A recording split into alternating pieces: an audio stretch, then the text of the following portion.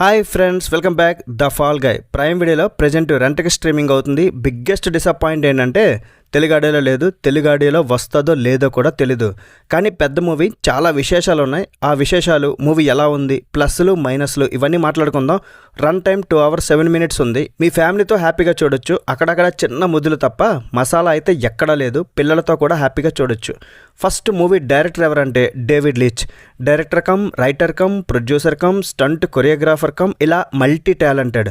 Dead pool, bullet train, fast and the furious, Hobbs and Shaw, ఇలా ఎన్నో మూవీస్ని direct చేశారు. ఎన్నో మూవీస్కి స్టంట్ మాస్టర్గా పనిచేశారు. Second, Ryan Gosling and Emily Blunt. పేరు చూడడానికి అయితే చాలా క్రేజీగా ఉంది. రీసెంట్గా మనడు బార్బీ మూవీలో ఉన్నాడు. Emily Blunt Oppenheimer, Jungle Cruise, Quiet Place, ఇలా చాలా మందికి అయితే ఫేవరెట్గా మారిపోయింది.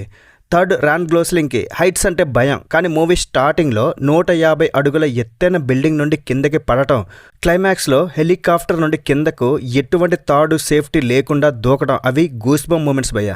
ఫోర్త్, మూవీలో బీచ్ దగ్గర కారు 8 పల్టీలు కొడుతుంది. ఇది గిన్నెస్ వరల్డ్ రికార్డు కూడా వచ్చింది. దట్స్ అమేజింగ్ భయ్య. ఇలా చాలా ఉన్నాయి. మరి మూవీ ఎలా ఉందని నన్ను అడిగితే నాకైతే చాలా డీసెంట్గా ఉంది భయ్య. స్టోరీకి, హీరో హీరోయిన్ పేర్, వాళ్ళ కెమిస్ట్రీకి నేను కనెక్ట్ పెద్దగా కాలేకపోయినా సరే చాలా డీసెంట్ యాక్షన్ ఉంది. స్టంట్స్ చాలా రియలిస్టిక్గా ఉన్నాయి. చాలా బాగా డిజైన్ చేశారు. చాలా స్టైలిష్గా, చాలా బాగున్నాయి. ఓవరాల్గా మూవీ అయితే నాకు బాగానే ఉంది. ఇంతకన్నా ఏం తీస్తారులే అనిపించింది. ప్లాట్ ఏంటంటే, మన హీరో కోల్డ్ సీవర్స్ ఒక Hollywood stunt performer. Famous action star Tom రైడర్కు డూబ్గా కూడా వర్క్ చేస్తుంటాడు. మూవీ స్టార్టింగ్లో షూట్ చేస్తున్నప్పుడు ఒక బిల్డింగ్ నుండి యాక్సిడెంటల్లీ కింద పడిపోతాడు. తన కెరీర్కి ఫుల్ స్టాప్ పడుతున్న టైంలో 1.5 year తర్వాత హీరోయిన్ మీద క్రష్ ఉంటుంది కదా. తనిప్పుడు మొదటి ఫిల్మ్కి డైరెక్షన్ చేస్తుంది. ఆవిడ ముందుగా కెమెరామెన్. ఇదంతా బాగానే ఉంది. బట్ టామ్ రైడర్ హీరో సడన్గా కనబడకుండా పోతాడు. తను హీరోగా చేస్తున్న మూవీ బడ్జెట్ కూడా చాలా పెరిగిపోద్ది. సో మళ్ళీ హీరో రావాల్సి వస్తుంది. తన ఫేవరెట్ హీరో ఏమి అయ్యాడో కనిపెట్టాలి.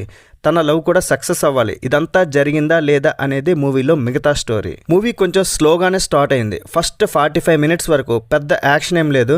వచ్చే సీన్స్ కూడా బాగానే ఉన్నాయి. అంత బోర్ ఏం లేదు. ఇక సెకండ్ హాఫ్ మాత్రం ఆ స్టంట్స్కి ఫిదా అయిపోయా. ఎటువంటి డూబ్ లేకుండా చాలా బాగా తీశారు. క్లైమాక్స్లో 7 minutes మీకు చూపిస్తారు షూటింగ్. ఎంత కష్టపడ్డారో అర్థమైంది. ఇంకా మూవీ అయిపోయాక స్పెషల్ ప్యాకేజీ ఉంది భయ్య. మన ఆక్వామెన్ జాసన్ మమోవా సడన్గా కనబడేసరికి బాబోయ్ గూస్ బంప్స్ వచ్చాయి. మూవీ టెక్నికల్గా హై క్వాలిటీలో ఉంది. ఈ కాస్ట్యూమ్స్ అండ్ ప్రతి ఒక్కరు కూడా చాలా బాగా చేశారు యాక్టింగ్. మూవీలో బిగ్గెస్ట్ మైనస్ ఏంటంటే ఫస్ట్ హాఫ్ కొంచెం స్లో అయిపోవడం. మరీ ఎక్కువ ట్విస్ట్లు, థ్రిల్స్ ఎక్స్పెక్ట్ చేస్తున్న వారు కొంచెం డిసప్పాయింట్ అవుతారు. అలాగే తెలుగు ఆడియన్స్ కూడా తెలుగులో లేకపోవడం డిసప్పాయింట్ అవ్వచ్చు.